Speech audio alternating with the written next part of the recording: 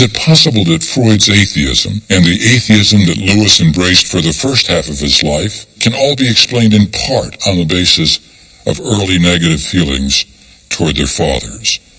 A considerable amount of evidence supports this notion. Lewis, like Freud, associated the spiritual worldview with his father, recalling discussions in which the father encouraged him to attend church and become a believer. The question is it possible that our early life experiences, especially our relationships with our fathers, colors our attitude in later life toward this whole concept of an ultimate authority? What do you think from your own observations, from your own personal experience? I'm curious why just the father, and why not mother and father or mother? There's something not entirely intuitive in that. Freud does mention parental authority, but because the father is often the strongest symbol of that parental authority, he speaks of the father as a heavenly father. My own father, I juxtapose what you just led us in with my own relation with my father, where he died a rabid atheist. He wanted to remind me on his deathbed that he didn't believe some of the worldview that I had been embracing. Part of that was to be independent from my father's atheism, but part of that was my own journey. There certainly is a dynamic there that I don't fully understand, but I know it was important to me to carve out my own way, and it actually, I haven't fully resolved why I did that.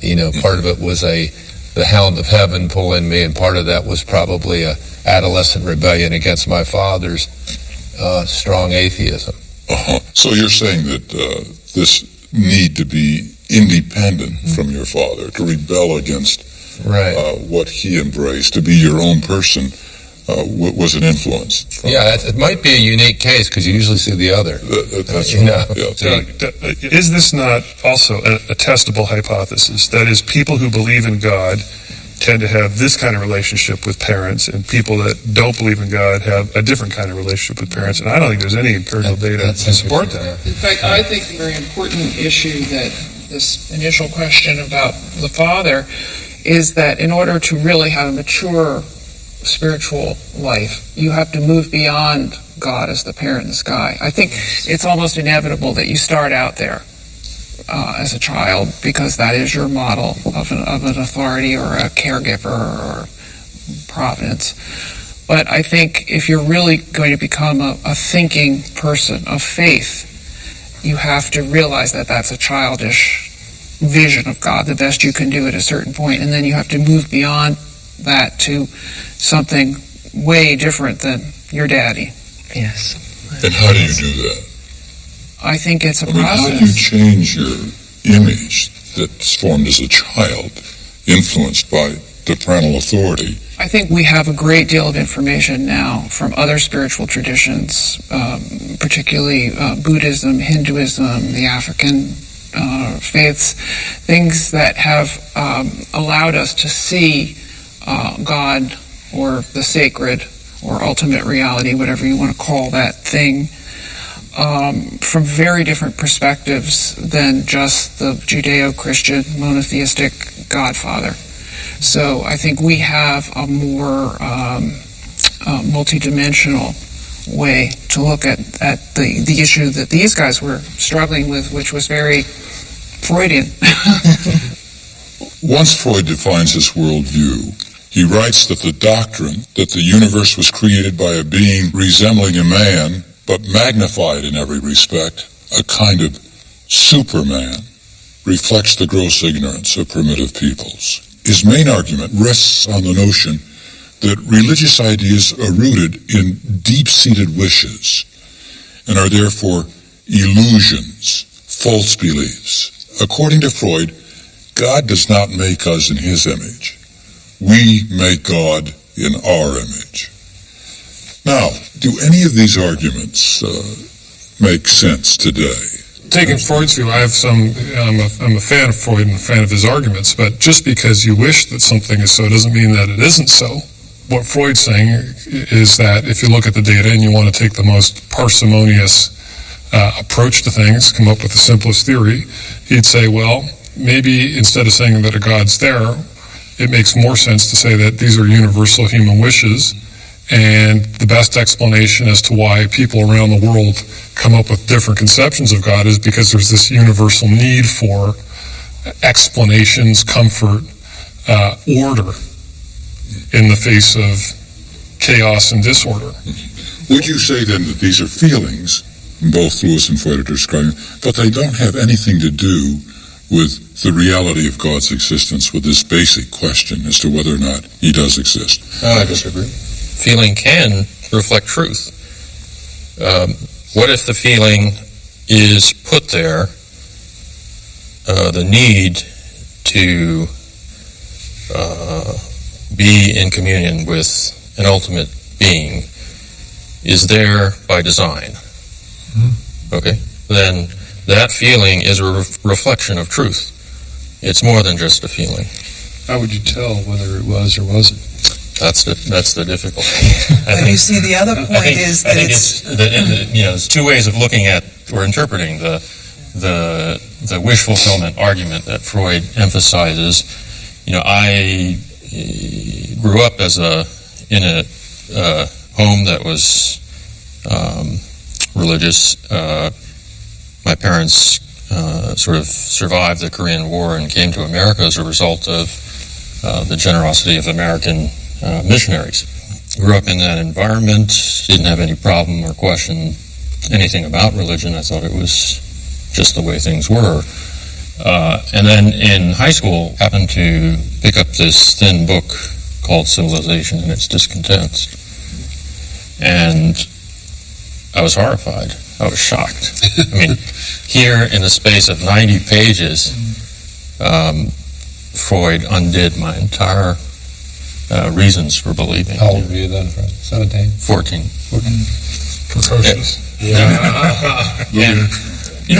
And I think, that whole idea that, all right, it's only true because I wish it to be true, to me at the time was terrifying, that this could be the case. But the flip side, which I didn't think about for quite some time, was, well, maybe I wish it to be true because the ultimate authority placed that need or that wish within me. He wanted his creatures to seek him.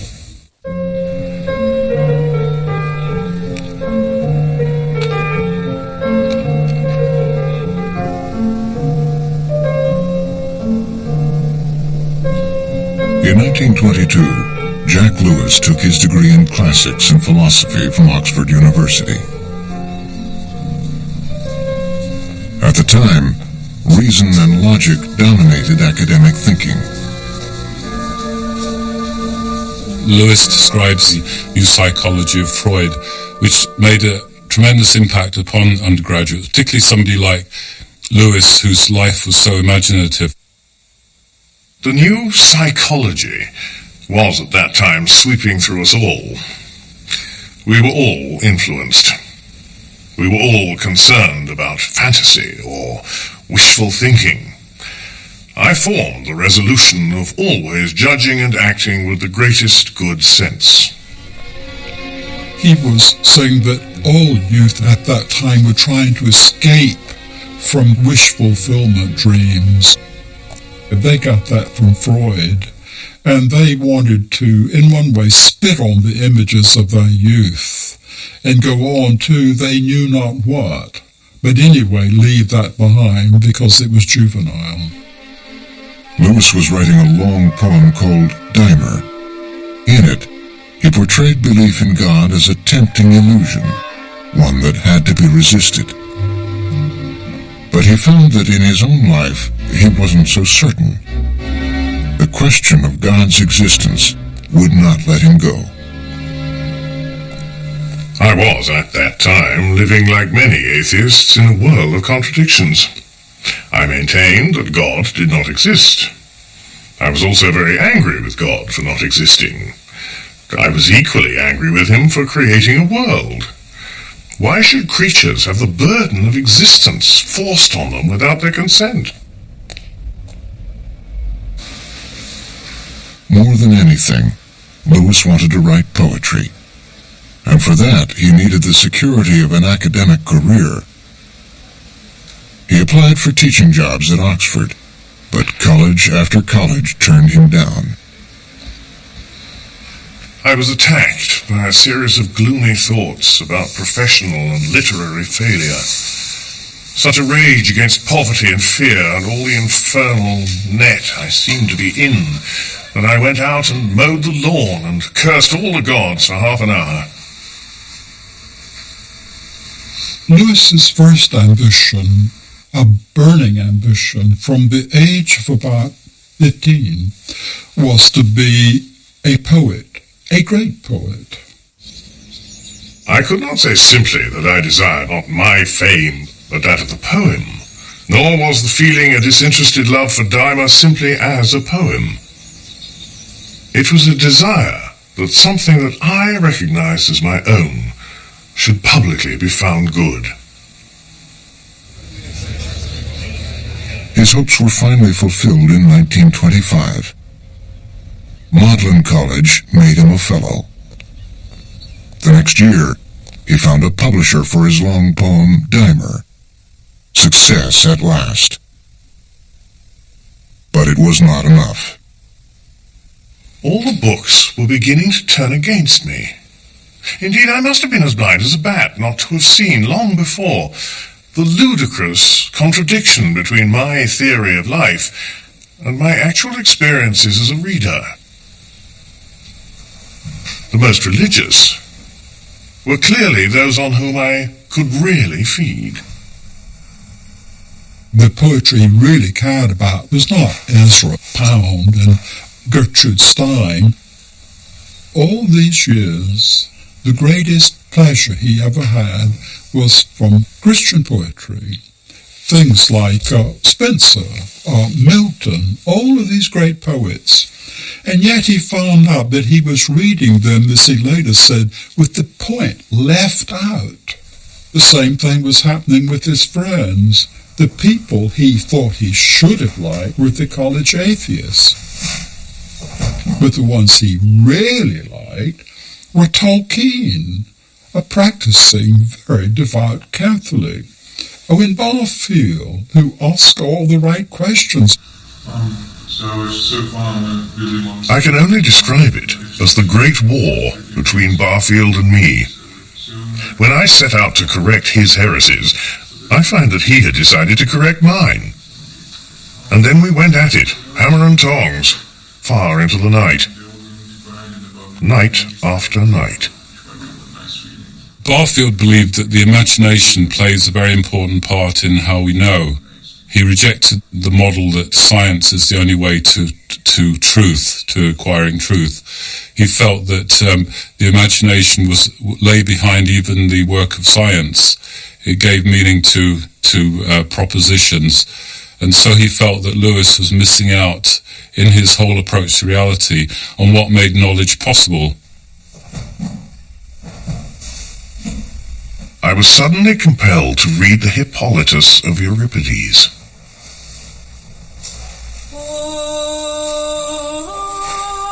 O God, bring me to the sea's end, to the Hesperides, sisters of evening, who sing alone in their islands where the golden apples grow.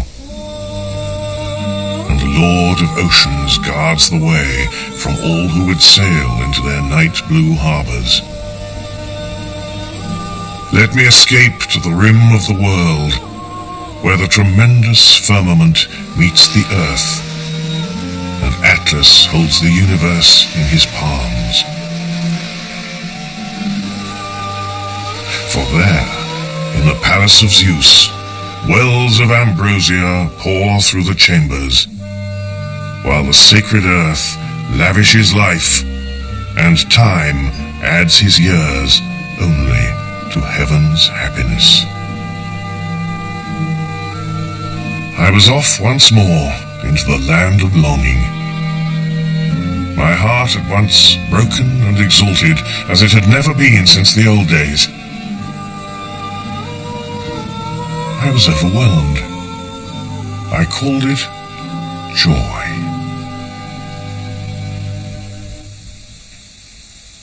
When Lewis talks about joy, he talks about something that he labels the central theme of his whole life. But what he means by joy is not the satisfaction of a desire, but a desire that is more desirable than any satisfaction. There was no doubt joy was a desire. But a desire is turned not to itself, but to an object. I had been wrong in supposing that I desired for joy itself. All the value lay in that of which joy was the desiring, the naked other, unknown, undefined, desired. I did not yet ask, who is desired? The very experience of joy that Lewis had was an arrow that led to the target of belief in God. Lewis argued innate, deep desires do not exist unless they correspond to something that can satisfy them. If there is hunger, there is food. If there is sexual desire, there is sex. If there is curiosity, there is knowledge. So if there is the desire for this thing that is beyond this world, there must be something beyond this world. Lewis was still resisting, but growing tired from the struggle. The fox had now been dislodged from the wood and was running in the open, bedraggled and weary, the hounds barely a field behind. The odd thing was that before God closed in on me, I was in fact offered what now appears to be a moment of wholly free choice. I was going up Headington Hill on the top of a bus. Without words, and almost without images, a fact about myself was somehow presented to me. I became aware that I was holding something at bay. I felt myself being given a free choice. I could open the door or keep it shut. I chose to open. I felt as if I were a man of snow at long last beginning to melt. Drip, drip. And presently, trickle, trickle.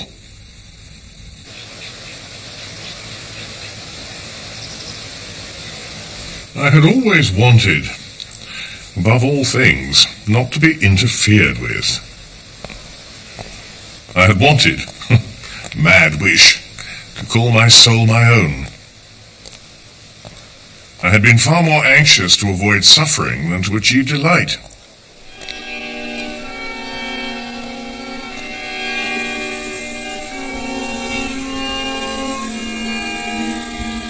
You must picture me alone in that room at Magdalen, night after night, feeling, whenever my mind lifted even for a second from my work, the steady, unrelenting approach of him whom I so earnestly desired not to meet.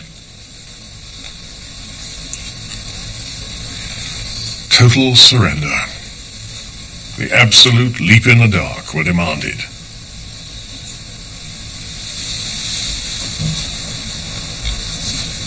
I gave in and admitted that God was God.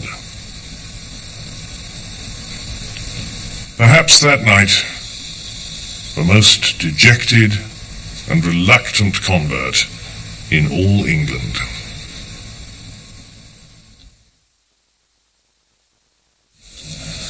Lewis wrote in a letter about his transformation from a militant atheist to the spiritual worldview that it was very intellectual, very gradual, and not simple.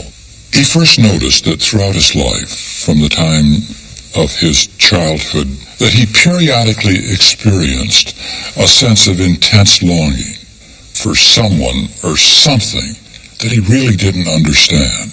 And although he describes this experience as the central story of his life, he eventually came to realize that no human relationship could ever fulfill this longing. He saw this as a signpost pointing with unmistakable clarity to the Creator.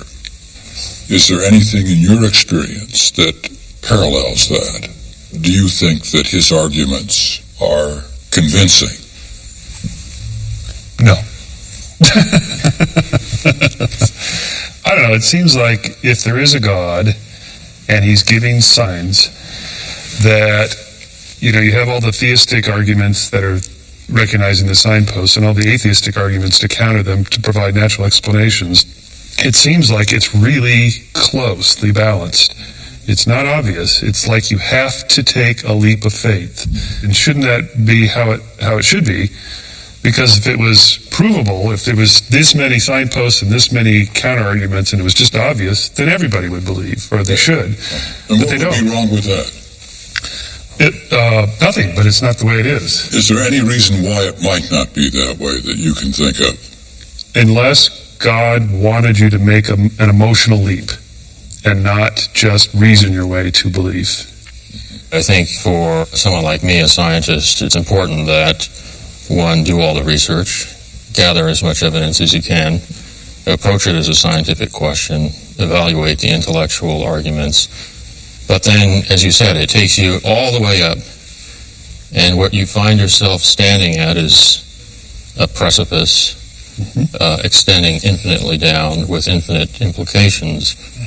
And whether you cross it or not, that is not an intellectual decision. I think part of the problem is opposing intellect and emotion. Yeah, Right. Even now in researchers who study intelligence and different human capacities, the big hot new area is to look at the impact of the emotional on the intellectual and to see how much those two processes go together. Well, now, are you implying that leap across that chasm is based on emotion? I think for some people it's a leap. I think for other people, we all have a temperament. Some of us are more cerebral. Some of us are more emotional. So there's going to be different ratios of what we bring to the party. But I think religion is both a matter of what we think and a matter of what we feel. And what we've experienced and what happens in community. And I think we're going to fall into a real trap if we continue to assume that rationality is here and everything else is below it, and that science and religion are incompatible, and that emotions are a lesser form, and that we become paupers because we can't bring in so much else. We can't bring in so much of history and emotional experience. As you're talking, I'm thinking about, Pascal wrote this great essay, The Wager, where really what we're all getting at, it strikes me, is we're all betting on something, and we have incomplete information to place that bet. But in light of what we think is the most reasonable bet, we're putting something down on it. And it does strike me that's as much certainty as we're going to get. That everything is a bet, and the bet gets validated over time. The payoff is maybe incremental. But you always have to compare it to other bets you'd make. You're betting on one thing, somebody else is betting on another. And I gotta so disagree with that image. I just have to say, I think we're not betting on anything. I think this is about living. I think this is about having meaning in our lives now, here, in relationship, in the present. It has nothing to do with the payoff at the end, I think. No, you're getting me wrong. I'm not saying betting that it's right or wrong, it doesn't even matter to bet if it's right or wrong. We're not talking about the afterlife. I think Pascal's argument is choosing your life, your worldview, and your life path. That is a bet. That is a gamble. You are choosing a path. You're gambling your life. If I choose to embrace a worldview, an atheistic worldview, I have put my money down. I think Pascal said I could either be a believer or a non-believer.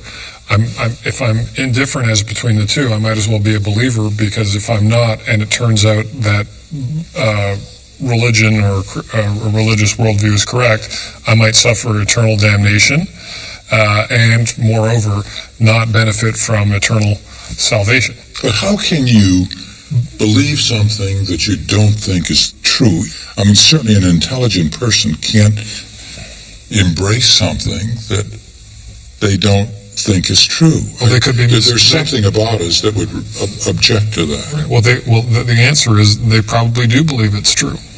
I think But how do they get there? Well, See, that's why both Freud and Lewis was very interested in that one basic question: is there an intelligence beyond the universe? And how do we answer that question, and how do we arrive at the answer of that question? Well, in a way, this is an empirical question, right? Either there is or there isn't. Exactly. And either we can figure it out or we can't, and therefore you just take the leap of faith or you don't. Yeah. Now, how can we figure it out? I think something that was perhaps not as common in their day as is common now. This idea that we're acting as if belief and unbelief were two really radically black and white different things. And I think for most people it's a very fuzzy line. So that It's always a struggle. Rather than I think there's some days I believe and some days I don't believe so much, or maybe some days I don't believe at all. It's a process. And I think for me, the big developmental step in my spiritual life was that in some way that I can't understand or explain, that God is right here, right now, all the time, everywhere. How do you experience that? I experience it through a glass darkly. I experience it in little bursts. I think my understanding of it is that it's always true, and sometimes I can see it, and sometimes I can't, or sometimes I remember that it's true, and then everything is in Technicolor, and then most of the time it's not, and I have to go on faith until the next time I can perhaps see it again. I think of a divine reality, an ultimate reality, would be my definition of God.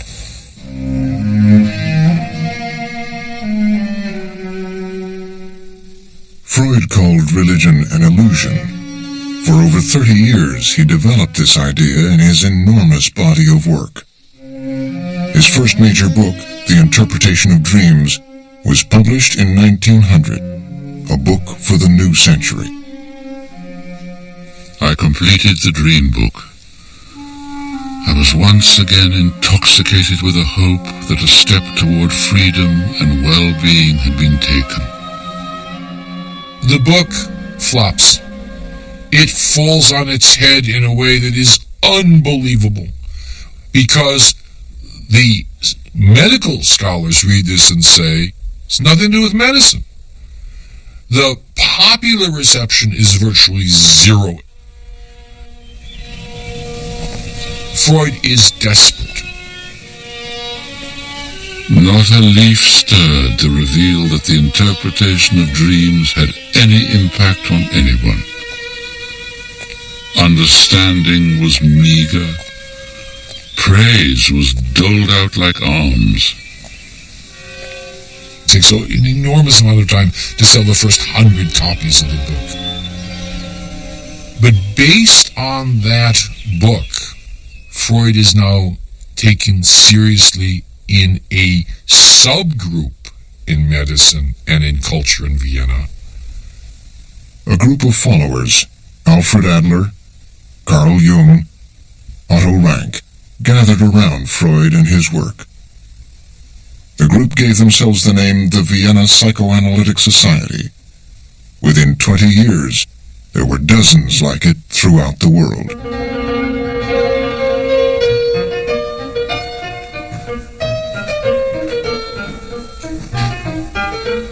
The essence of psychoanalysis, of Freud's creation, is interpretation. Reading symbols, understanding stories. It's this interpretive thrust, which I've always felt is so Jewish in Freud. Judaism is an interpretive religion, and psychoanalysis is an intellectual discourse which turns on interpretation. From his work in The Interpretation of Dreams, Freud began to see that mythology reflected human history and human psychology too. On his desk, there was a collection of statues. Heads, busts, figurines. Ancient objects that had been dug up. Freud imagined himself as the archaeologist of the soul.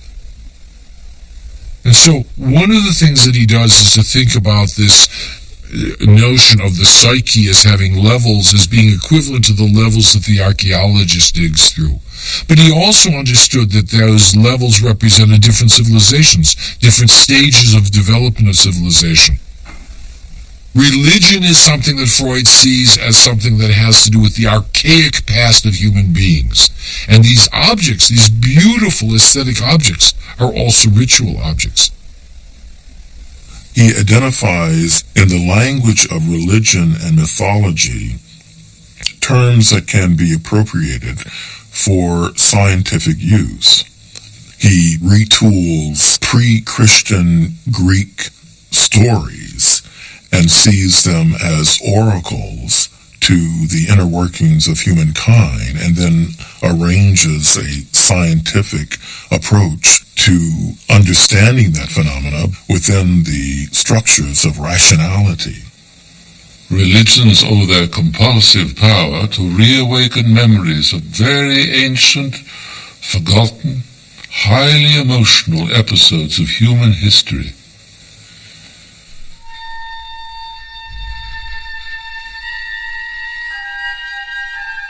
I think that Freud decided, because of his analysis of myth, that many of the myths were in common.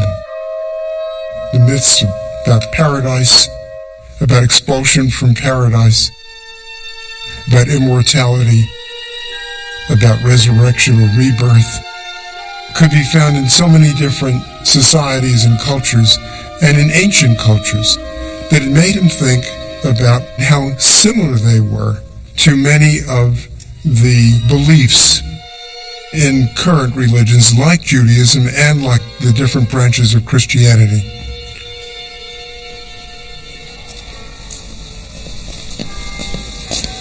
Freud tells the story of being brought to a church and being sort of overwhelmed by the spectacle. He tells this as an adult about a childhood memory. He tells other stories about the nanny also, about the seductive power of the nanny in terms of her belief, her piety. These stories Freud tells to talk about the pitfalls of religion. He doesn't like religious practice, so he says only a child would have been suckered by these candles and this incense.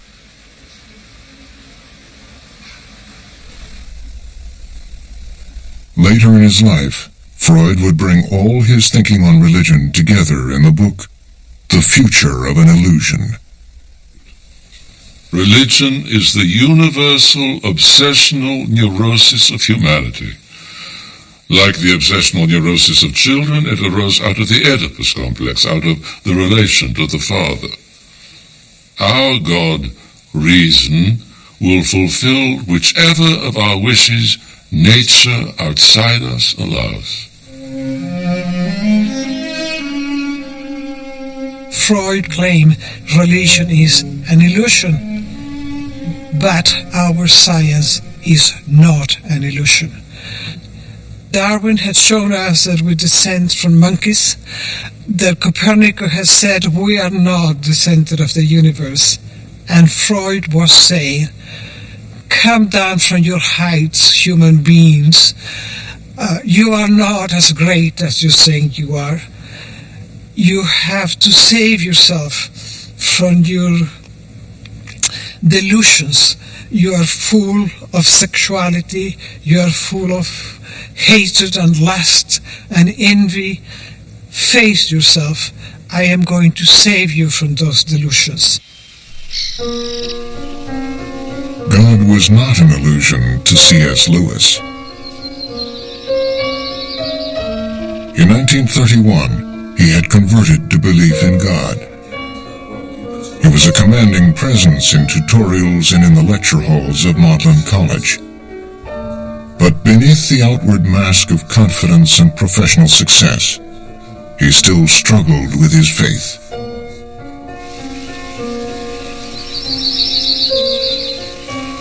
I'm appalled to see how much of the change I had thought I had undergone lately was only imaginary.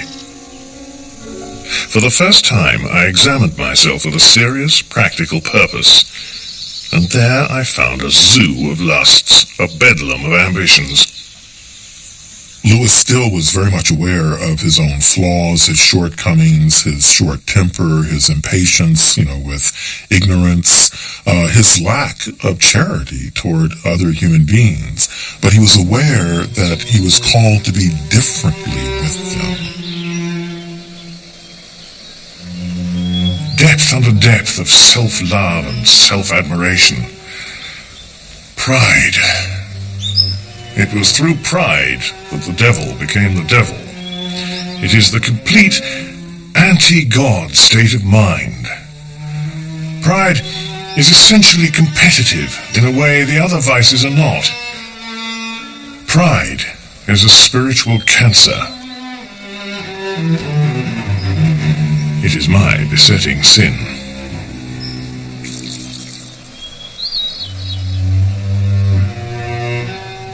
The real work seems still to be done.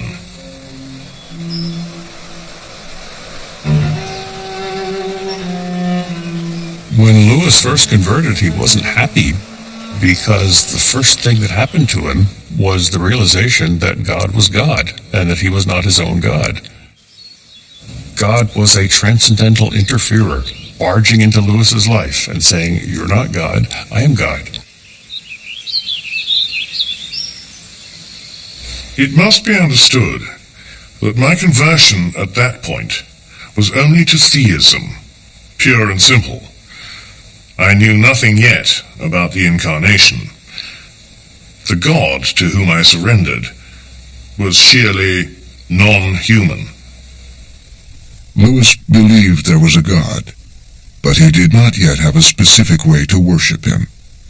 He was attracted to Hinduism and Christianity. I think Lewis made a conventional objection to Christianity that it's so much like other religions. Dying and rising gods, and redemption from sin, and the triumph of life over death. These seem to be common patterns, so they could be explained psychologically instead of historically. And then one of his friends, who was an atheist, who looked at the life of Christ and said, "Rum thing seems to have really happened once." And that shocked Lewis. If he, the cynic of cynics, the toughest of toughs, were not, as I would still have put it, safe, where could I turn? Was there then no escape? He was reading G.K. Chesterton, because Chesterton tells, in effect, the history of the world and how it was leading up to the incarnation. A great man knows he is not God, and the greater he is, the better he knows it. The Gospels declare that this mysterious maker of the world has visited his world in person. The most that any religious prophet has said was that he was the true servant of such a being. But that the Creator was present in the daily life of the Roman Empire, that is something unlike anything else in nature. It is the one great startling statement that man has made since he spoke his first articulate word. It makes dust and nonsense of comparative religion. He begins to read the New Testament in Greek. He begins to understand that the New Testament is not just a set of stories, but actually a witness to the presence of a historical human being who embodied the Spirit of God, that this person did not sin. And so this was only possible if this person truly was God in human form.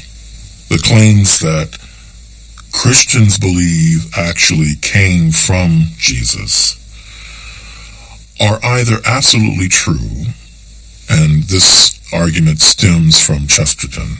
Either they're absolutely true, or Jesus needs to be confined to the lunatic fringe. To believe in some sort of a God is fairly comfortable.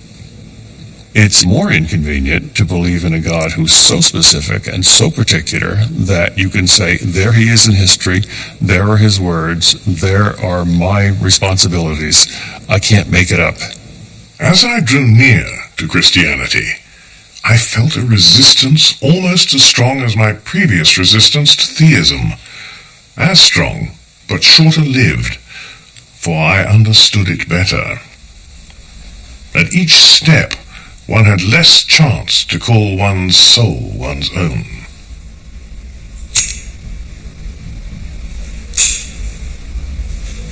Lewis simply did not understand where Christ fitted into it until finally that night in 1931 he had invited Tolkien and Hugo Dyson, two of his closest friends, to Morton College. It was a windy night. They went along before dinner. They walked along Addison's Walk, talking about mythology. They stayed up to 4 a.m., and Tolkien did his work well. What Tolkien showed me was this: that if I met the idea of sacrifice in a pagan story, I didn't mind it at all. I was mysteriously moved by it.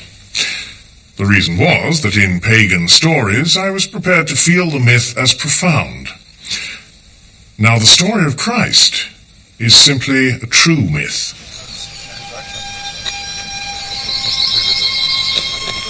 His imaginative questionings and his imaginative longings came together by focusing upon the Christian Gospels as outlined by Tolkien and Dyson.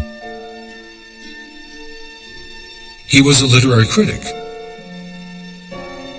And as such, he said, I know myth when I see it, I know legend when I see it, and I know an eyewitness account when I see it. I recognize metaphor when it's there. All of this is in the Bible. All of it is inspired.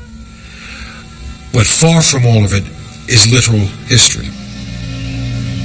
Well, Dyson and Tolkien pointed out that the only difference was, we don't know that Osiris walked the earth, but Jesus left footprints.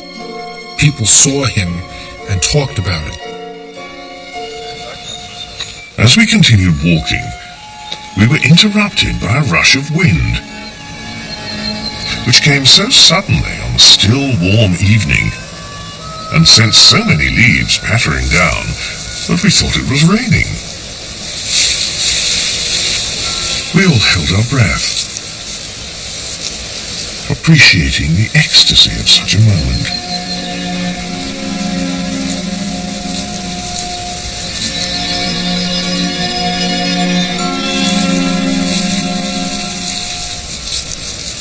I think it would be a mistake to think that argument converted C.S. Lewis, because he thinks that we have to be oblique.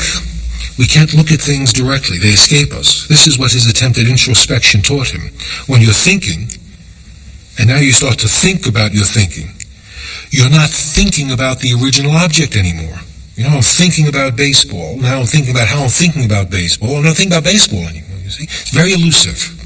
So Lewis understood that we had to have an oblique approach. As he put it, you have to sneak past the watchful dragons of self-consciousness. I know very well when, but hardly how, the final step was taken. I went with my brother to have a picnic at Whipsnade Zoo. We started in fog, but by the end of our journey the sun was shining. When we set out, I did not believe that Jesus Christ is the Son of God. And when we reached the zoo, I did. I had not exactly spent the journey in thought, nor in great emotion. It was more like when a man, after a long sleep, becomes aware that he is now awake. But what of joy? To tell you the truth, the subject has lost nearly all interest for me since I became a Christian. It was valuable only as a pointer to something other and outer. Lewis's worldview is very much based on a person that appeared in history. He looked at very carefully the historical documents, and this person claimed to be God. And indeed, Lewis concluded that this person was who he claimed to be, and that he died as he predicted he would, and that he rose again on the third day. Now, if this person did appear today so that we could experience him, would we believe? No, and you could still freely choose not to believe. Yes, you could say that I believe that there is this force. The evidence is demonstrable and clear, but I choose to live otherwise because, for my own reasons, I disagree with some of the claims of that authority. Did you not say that if you saw someone pick up this building, twirl it around on its finger, and set it down, that you would believe, you'd be forced to believe? Strong motivating factor. Do you believe in miracles? I admit, if anything, I need to see evidence. Well, I'm not asking about evidence. I'm asking about the philosophical question of, is it possible? Is it possible? I operate by rules of induction. I mean, well, no. I mean, you have to. You see, you have to. Before leads me to believe what will come in the future, but I've never seen that before, and it would be so extraordinary that it would completely. You're open to the idea. I am open to the idea. That's the point he's trying to get to. If you look at the Hebrew Scriptures, though, I mean, it's filled with story after story after story of the Israelites, the chosen people, seeing God in the most miraculous ways, beyond anything that is conceivable in human terms, and certainly beyond anything that they had in their armamentarium of science and intellect to explain. What you presuppose in your argument is that these incidents actually happened. And show me the parting of the Red Sea. Show me turning water into wine. But I think this is where we have to look at mythology, and how mythology is real, or is true but not necessarily real, and that this is a way in which people make sense of the miraculous, make sense of the unknown, make sense of the battle to understand, to be loved, to not be loved. Why does, going back to father or mother, how come, why did mother love you best? We come up with Cain and Abel. I mean, we do have mythology. It grows out of for a reason. It's not like just stories. Isn't it true, though, that, as Lewis says, that the philosophy that we bring to our experience, to our observations, influences how we interpret them? Now, if we approach a miracle with a philosophy that has ruled out the supernatural, then we have to find some explanation for it. If one excludes a priori the possibility of miracles, as most scientists do, then any unusual event will always be interpreted in some way in terms we understand. On the other hand, if one does admit to the possibility of miracles, what one is saying then is that there are forces that can act on the universe, as Lewis puts it, from outside the system being what we normally consider to be obeying the laws of physics and chemistry and so forth. I grant you that. Okay, so, and that's when one comes down to, is this story made up or not? And the key thing there is, here is a man, Jesus Christ, who's documented, he's claiming to be the Son of God. Now, I've seen patients do that in my psychiatric rotations. I'm Napoleon, I'm Caesar, I'm God, I'm Jesus even. But they're invariably psychotic.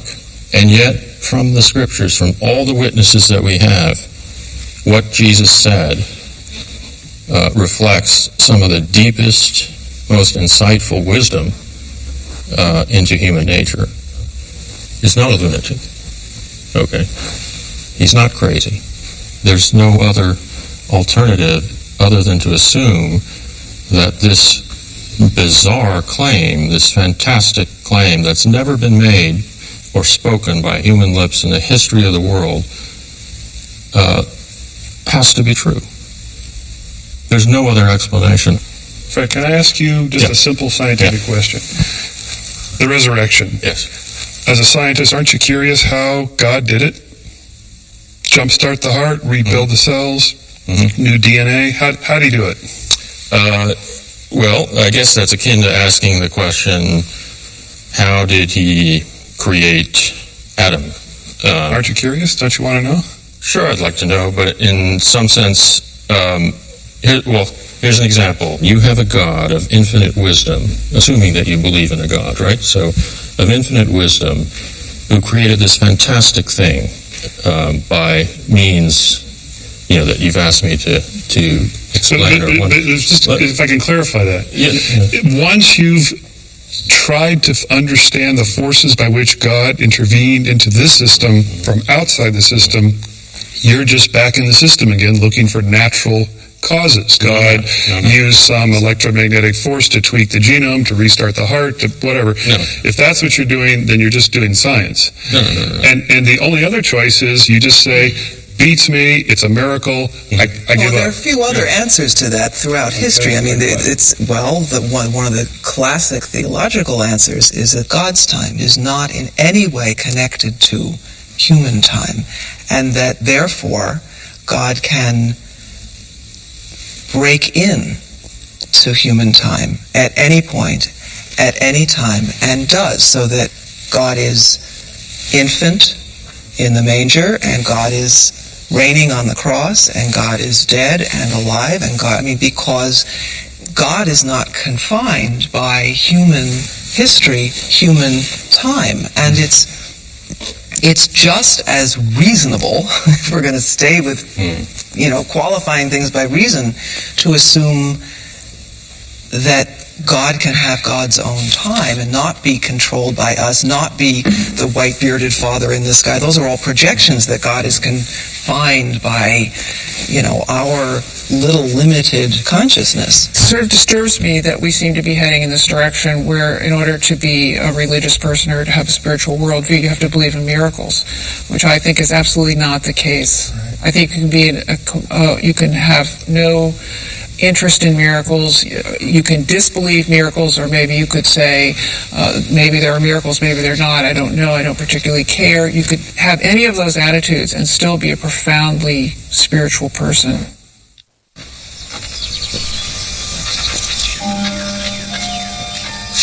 Is it possible that Freud and Lewis represent conflicting parts of ourselves?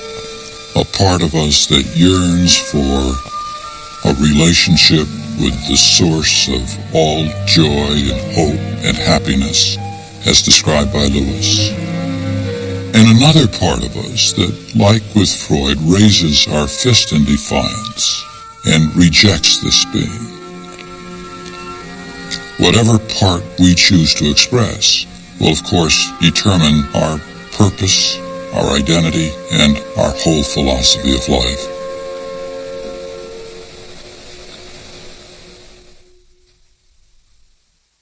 What are your views on the question of God? Share perspectives with others in our discussion forums and explore the subject in greater depth with a wide array of artists, scientists, writers, and thinkers at pbs.org.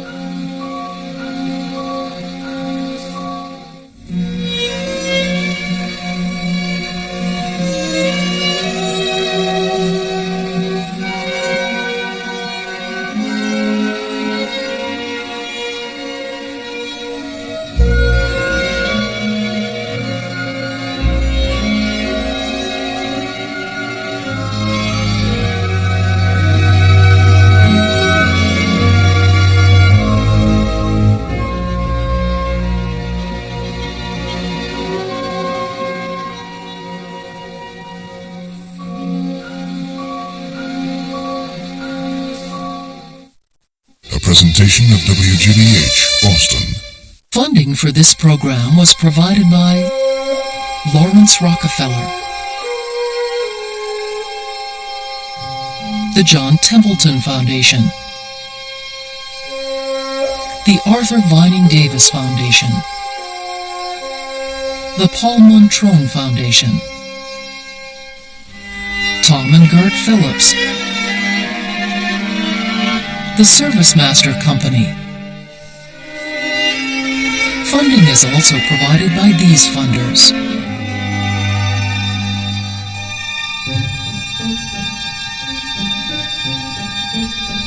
This program was also made possible by the Corporation for Public Broadcasting and by